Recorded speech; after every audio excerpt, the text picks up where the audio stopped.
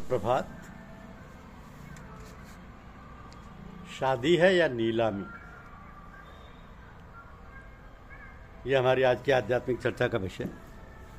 शादी है या नीलामी। आजकल शादी में लड़कों की नीलामी होती है। नीलामी, लड़की का पिता बेचारा स्वयं तो शर्माता है, दूसरों से कहता है कि उनका लड़का है, आप बात करो, हमारी कन्या से संबंध कर लें। पूछते हैं कि अमुक लड़की है, आप संबंध कर लें। जवाब में 15 लाख रुपए कीमत। आज ऐसी दशा है, कन्याओं का ऐसा तिरस्कार, ऐसे स्त्री जाति का तिरस्कार करना ठीक नहीं। किस बात पर हुआ? पैसों के बदले। अरे पैसे तो आज हैं, कल पैसे तो नष्ट होने वाले। कितने बड़े भारी दुख की बात है। पैसों के बदले मनुष्य का तिरस्कार बड़े पाप की बात है, अन्याय की बात है। भाइयों और बहनों से कहना है कि लड़का ब्याना हो तो गरीब घर की लड़की लो। वो काम धंधा करेगी, अच्छा व्यवहार करेगी। बड़े घर की लड़की काम धंधा तो करेगी नहीं, मालकिन बन जाएगी।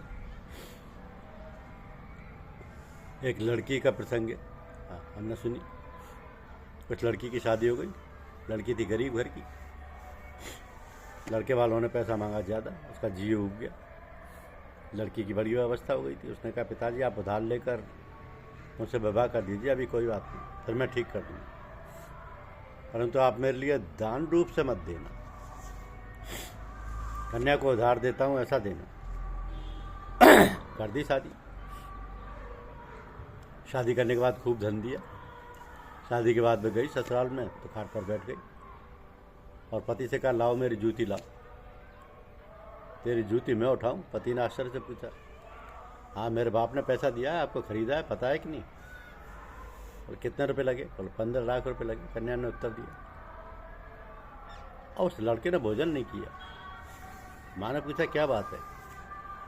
कहता है, माँ मेरी जो पत्नी आई है वो यहाँ तक कहती है कि मेरी जूती उठा कर लाओ। और बहू ऐसा क्यों कहती है? माँ ने पूछा।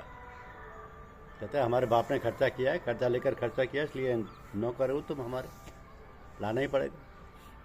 लड़के ने कहा, मैं तो जूती नहीं उठाऊंगा, अगर ऐसी बात है तो मैं रोटी नहीं खाऊंगा।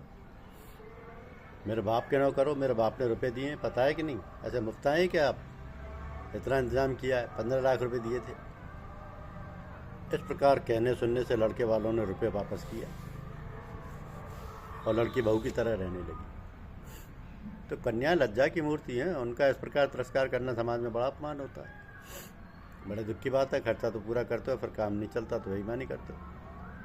बड़े अन्याय की बात है। इसका नतीजा खराब होगा। जो अन्याय करते हैं उनकी आत्मा को शांति नहीं मिलेगी। जो धन दुख देकर लिया जाएगा, वो धन आकर आग लगाएगा। गाय का दूध पीते हैं, उससे छीनते हैं कि कहीं रुआं या बाल ना आ जाए। दूध तो प्रसन्नता से दिया जाता है, बाल टूटने से खून आता है, खून। बाल आ जाए तो क्या हर्ज है? अरे रुआं एक भी टूटेगा तो गौ माता को दुख होगा। अतः दुख देकर ली हुई चीज़ बड़ी अनिष्टकारी होती है। लड़के वालों को कहना चाहिए कि हम धन नहीं लेंगे, हम तो केवल कन्या लेंगे। कन्यादान लेते हैं। कन्यादान लेना भी तो दान है, बड़ा भारी दान है। क्यों लेते हैं? अभी हम लेंगे तो आगे भगवान हमें पुत्री देंगे तो हम भी कन्यादान करेंगे। ऐसा रिवाज है। ये दहेज की चीज़ें भी घर में नहीं रखते, उसे कुटुंब में, परिवार में लगा देते हैं। बेटी को, ब्राह्मणों को, सबको बांट देते हैं, तो घर में कोई चीज़ ना रह जाए। ऐसे मिठाई आदि बांटते हैं। अपने पर तो कर्जा नहीं रहा और लोग सब राजी होते हैं। शादी के बाद बहू के पियर से कोई चीज़ आती है तो सास आदि उसकी निंदा करती है कि क्या चीज़ भेजी। बहू रानी सुन रही है, उसको बुरा लगे। भला माँ की निंदा किसको अच्छी लगेगी?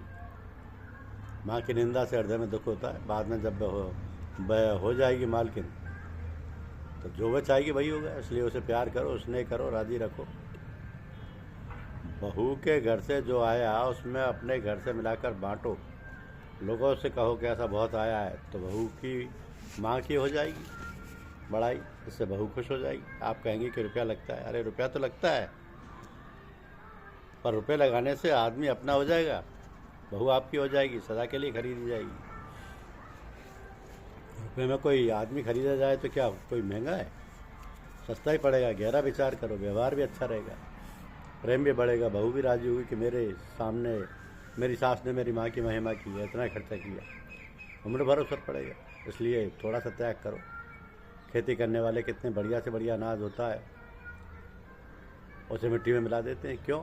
खेती होती है। इस तरह आप भी त्याग करो, उसका फल बड़ा अच्छा होगा। जो वस्तुएं मिली हैं उनका सदुपयोग किया जाए, लड़के लड़की का ठीक तरह से पालन किया जाए, अच्छी शिक्षा दी जाए, उनके अच्छे भाव बनाए जाएं, सद्गुणी और सदाचारी बने। ऐसे कमाने में तो आपको समय रहता है, परंतु बच्चे क्या कर रहे हैं, कैसे पढ़ रहे हैं, क्या शिक्षा पा रहे हैं, इन बातों की तरफ आप ख्याल ही नहीं करते। अरे भाई, ये संपत्ति है असली। ये मनुष्य महान हो जाएगा, कितनी बढ़िया बात होगी। जितने जितने महापुरुष हुए उनकी माताएं बड़ी श्रेष्ठ हुई हैं।